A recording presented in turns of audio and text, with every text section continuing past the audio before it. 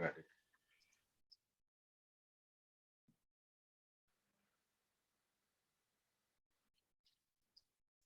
Selamat siang, Kak Novi.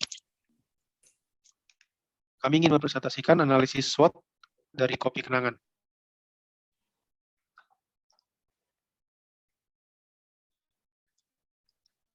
Di tim ini ada Adrian, ada Nathaniel, ada Geovaldo, dan juga ada Kevin Andreas.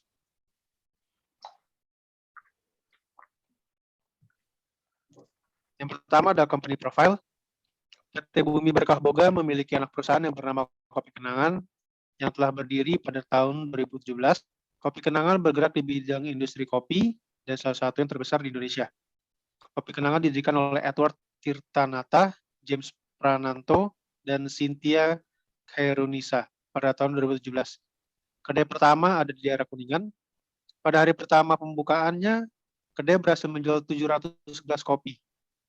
2 tahun kemudian, Kopi Kenangan telah membuka lebih dari 230 kedai di seluruh Indonesia.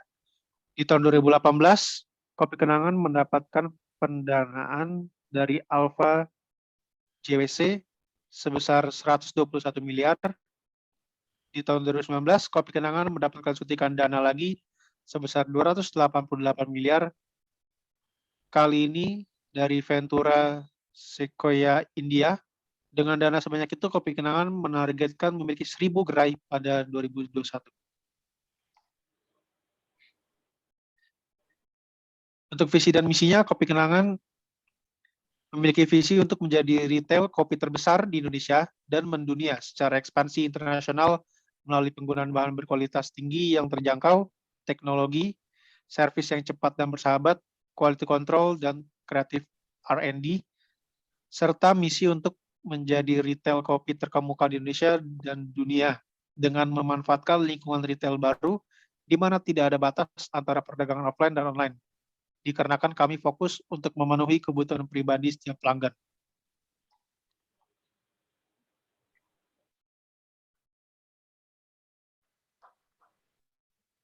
Analisis lingkungan eksternal. Ada 6 hal yang akan kami bahas. Yang pertama adalah politik. Faktor politik memiliki pengaruh dalam menjalankan kegiatan usaha. Di antaranya arah, kebijakan, dan stabilitas politik. Situasi politik yang kondusif dapat memberikan dampak yang positif dalam dunia usaha. Faktor ekonomi. Faktor ekonomi memiliki dampak yang kuat terhadap kinerja setiap bisnis, karena dapat mempengaruhi pendapatan atau beban dari bisnis tersebut. Dengan kuatnya perekonomian, maka tingkat lapangan kerja juga semakin tinggi, serta kompensasi atau gaji yang diberikan kepada karyawan juga akan relatif tinggi. Dan faktor ekonomi juga dapat mempengaruhi harga jual yang ditawarkan produk dan jasa. Sosial. Faktor sosial adalah suatu bentuk yang dilakukan untuk menganalisa budaya, gaya hidup, kebiasaan, serta tanggapan dari lingkungan tersebut. Meminum segelas kopi sudah menjadi gaya hidup dari seluruh masyarakat dunia maupun nasional.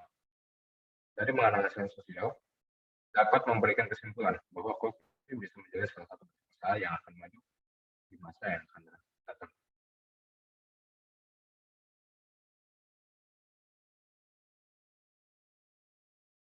Faktor teknologi. Faktor teknologi adalah bagian faktor analisis eksternal yang berkaitan dengan perkembangan dan perubahan teknologi. Perkembangan teknologi memudahkan pelanggan dalam melakukan order dan pembayaran secara online. Dengan perkembangan teknologi ini dapat mengubah perilaku masyarakat dalam memilih, serta membeli produk dan jasa. Lingkungan. Faktor lingkungan adalah nilai keseluruhan dari individu, institusi, maupun kekuatan lain yang berasal dari luar perusahaan, sehingga tidak dapat dikontrol oleh perusahaan. Faktor environment menjadi hal yang perlu diperhatikan sehingga dapat membuat keputusan yang sesuai dengan environment yang ada. Hukum.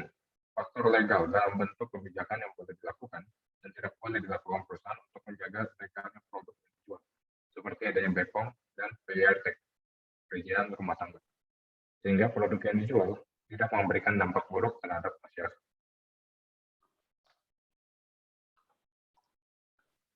Analisis lingkungan internal.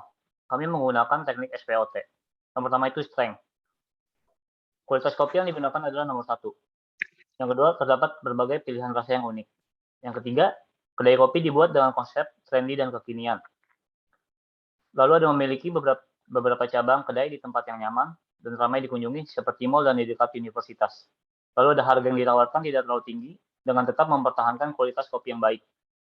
Kerap mengadakan promo untuk menarik minat para pembeli, menyediakan pesan antar melalui layanan ojek daring. Weakness atau kelemahan. Pertama, kurangnya kemampuan untuk menyediakan bahan kopi berkualitas tinggi terkadang. Harus menunggu untuk bisa mendapatkan kopi yang sesuai keinginan. Lalu ada modal besar untuk menyediakan bahan, sewa kedai, dan pengadaan promo. Lalu ada sulitnya mencari pegawai yang sesuai dengan standar demi kepuasan pelanggan. Lalu ada efek kesehatan mengonsumsi terlalu banyak kopi dan gula. Yang terakhir ada faktor cuaca yang tidak menentu mempengaruhi ketersediaan bahan baku. Opportunity. Yang pertama, masyarakat Indonesia yang cukup konsumtif, terutama pada kopi, khususnya anak muda. Yang kedua ada tren gaya hidup anak muda masa kini yang suka nongkrong di kedai kopi. Yang ketiga ada ekspansi usaha yang mudah dijangkau. Keempat ada permintaan pasar yang terus-menerus ada. Kelima ada media sosial membantu memperkenalkan kedai kopi kepada warganet yang selalu mengincar hal-hal kekinian.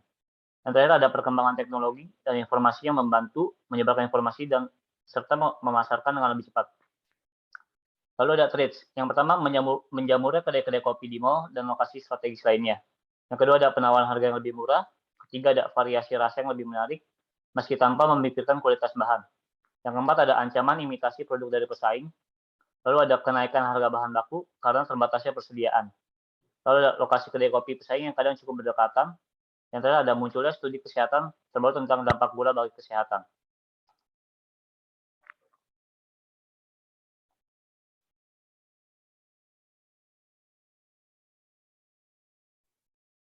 Selanjutnya adalah matriks IV.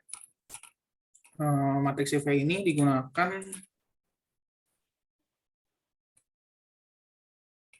untuk mengidentifikasi faktor internal perusahaan, untuk juga mengetahui kekuatan dan kelemahan suatu perusahaan. Setelah diidentifikasi, maka akan dilakukan pemberian rating dan pembobotan pada masing-masing variabel. Berdasarkan hasil rating dan pembobotan menggunakan matriks IV, dapat diketahui total skor matriks IV adalah 3,49.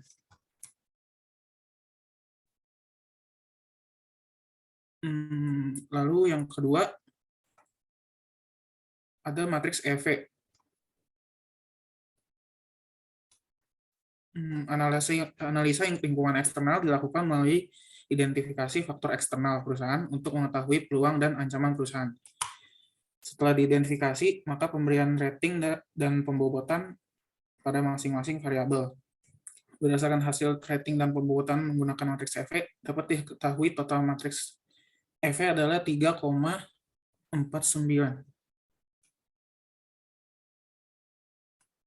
Lalu selanjutnya, berdasarkan dari hasil matriks IV dan EV, maka dapat disusun selanjutnya dalam matriks IE.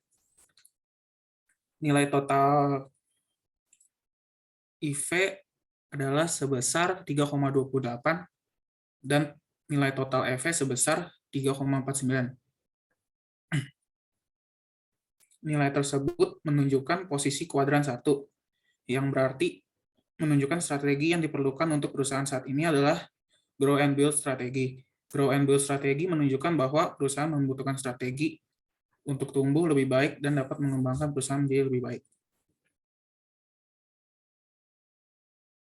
Selanjutnya ada matriks QSPM.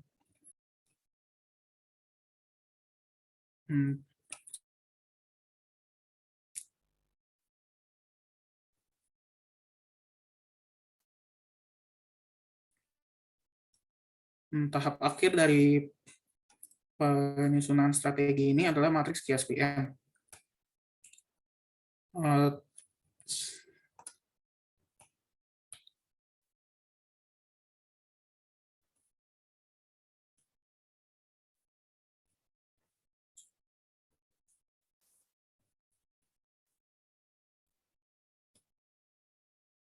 Nilai QSPM ini dihitung dari perhitungan bobot yang didapat dari nilai IV dan EV, lalu dikalikan dengan nilai AS, dan akan menghasilkan nilai TAS pada setiap variabel-variabel.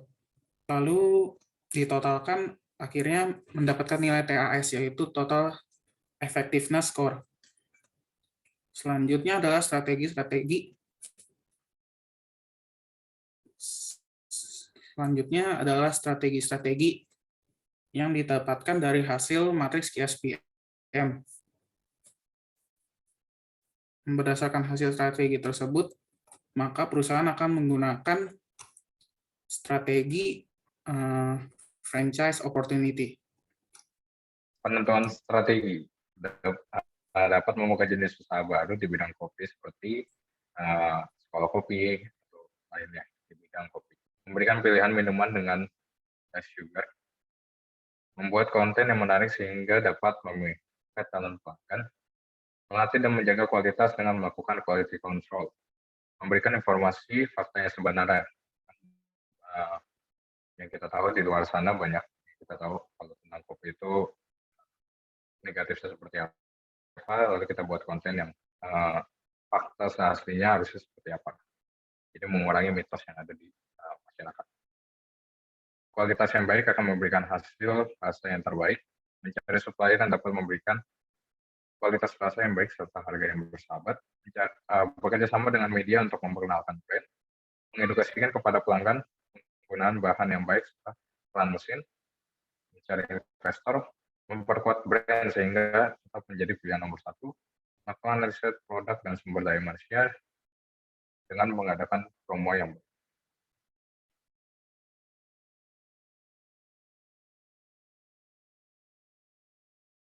Sekian dari presentasi kami. Terima kasih.